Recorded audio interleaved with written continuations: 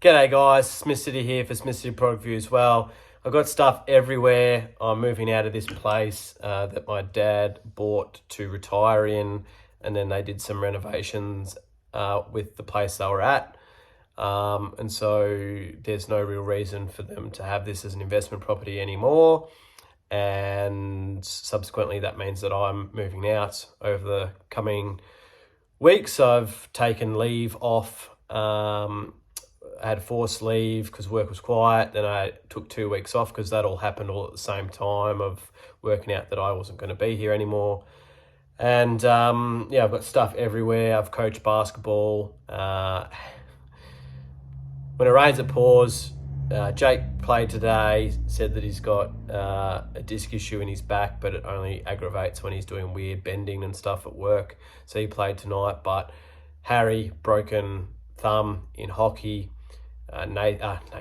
Lockie did his ACL last week, and Trent may not qualify. So heading into final, sitting second on the ladder, it's all happening in a way that I wouldn't like, but it means that other boys are going to have to step up and I'm going to have to change a few rotations around, maybe shift some people around in position wise to sort of make it all work. But this is what I sort of love about basketball. You know, things can come up at any given time, and it's up to me as a coach to work around those things that happen and try to get the best out of the boys individually, but also as a team. So I digress. I bought a beer last night after doing a lot of stuff, packing heaps of boxes and jamming them into my car, and had some really, really good help this weekend. Really, really appreciate it. Taz and co. And I'm going to get stuck into this Young Henry's Hazy Pale Ale. I haven't seen what it looks like in a glass yet. It says serve the people. It's 5.2. It's a nice sort of like pinky orangey colour. It kind of looks like the colour of my of the background I use with my SmitFit PT content that I do sometimes. But yeah, nice looking can. I'll get it into a glass and then jump onto the PlayStation and finish off that 2K season. So here it is. I already know what it tastes like. I already know what it smells like, and I can smell it straight from here as I pour. I'm moving to Sunbury. I'll be closer to work. I'll get 4 hours back in a day, 2 hours in the morning, 2 hours of an evening. I'll probably be able to get to the gym 2 times a week. So there it is. Let's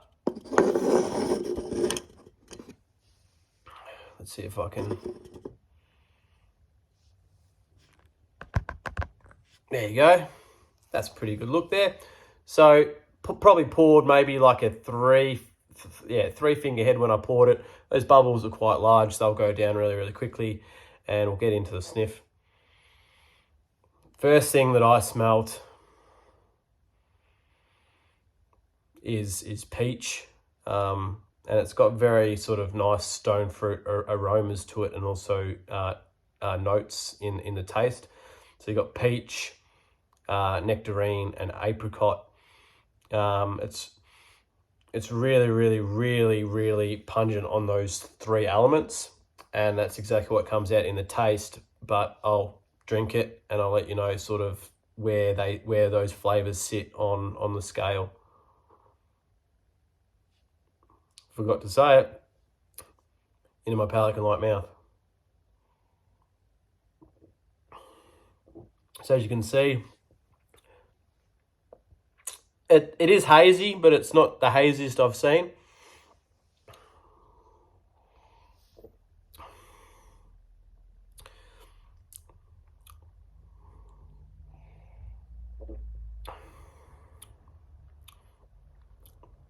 So you get this pepperiness up front, sort of like a white pepper, and it gets washed away really quickly with those peach, apricot, and nectarine type notes on the back end, middle to back end.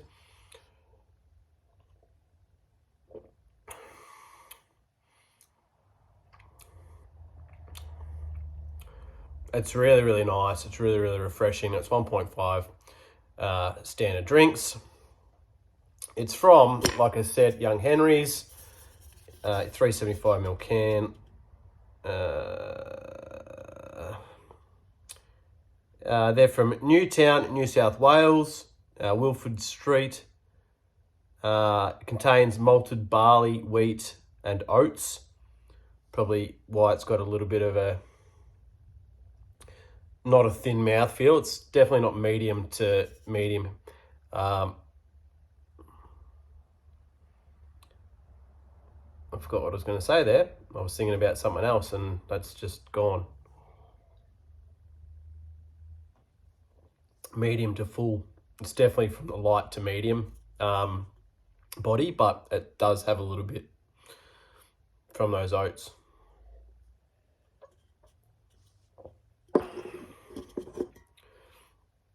I really, really like the can. It stands out. It sort of was...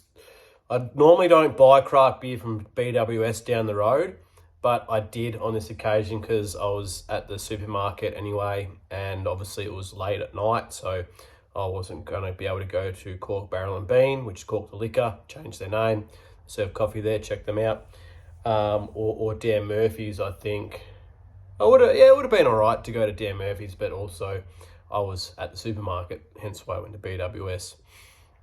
Also got these nice Zethro Brewing White Stouts, and when I jump on the PS4 and I play that game, I'll do a review on there, so you won't see the beer, but you'll hear about it.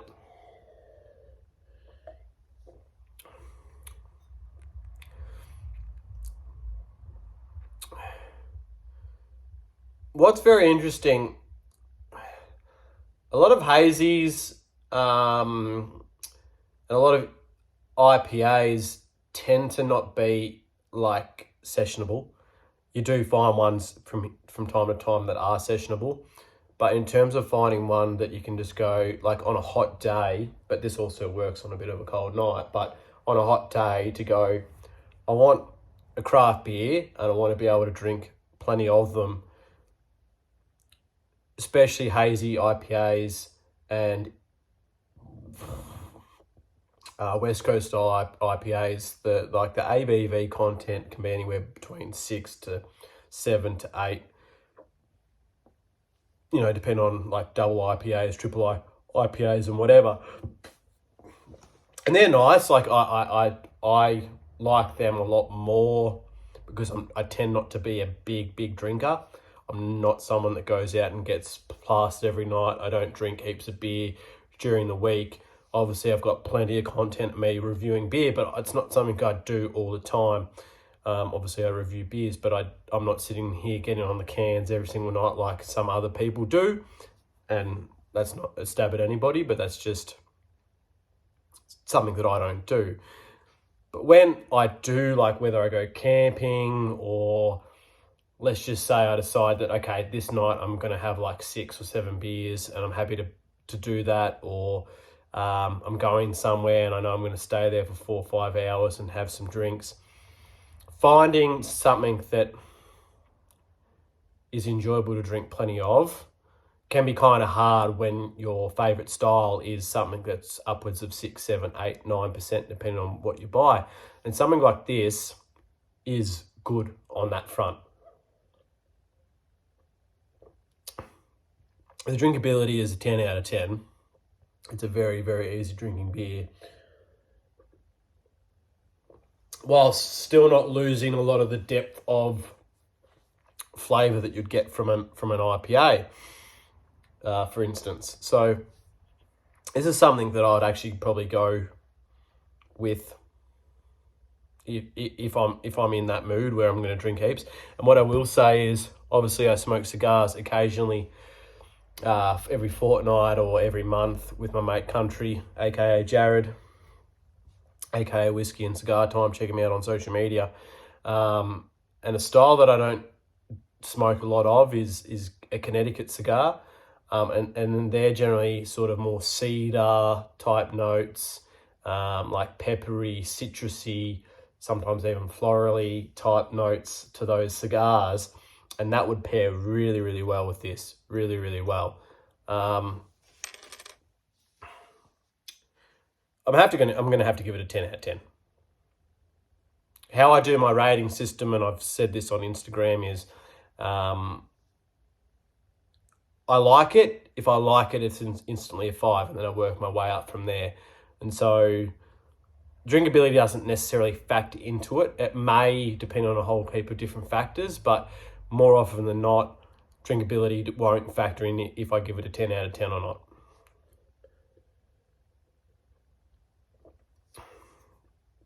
So off the top of my head, I can't remember exactly how I do it, but there is a system that I do generally do in terms of rating it.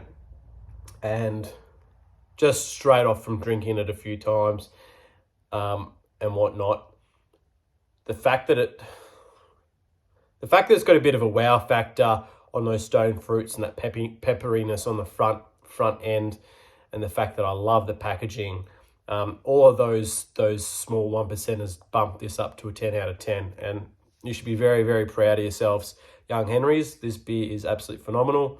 If you like pale ales, get stuck in. I don't want to come across as sexist, because I don't, but I know there are plenty of females out there that sort of tend to move towards like the vodka drinks and stuff like that. And I know plenty of females in my life that don't like beer. This would be one that I reckon some females that don't like beer would actually like. So anyway, it's a 10 out of 10 for me. Any beer reviews you'll probably see from me now will be at a different location. And this has been swell. It's been a nice place to stay at. It's been challenging running a business and working away from home, where the factory's in New Gisborne, and pushing in 14, 15, 16-hour days. But this house has served a purpose. It's got a lot of good memories in it, a lot of bad memories in it. But all in all, it's been a really nice place to stay at. And new beginnings. And I'll catch you on the next.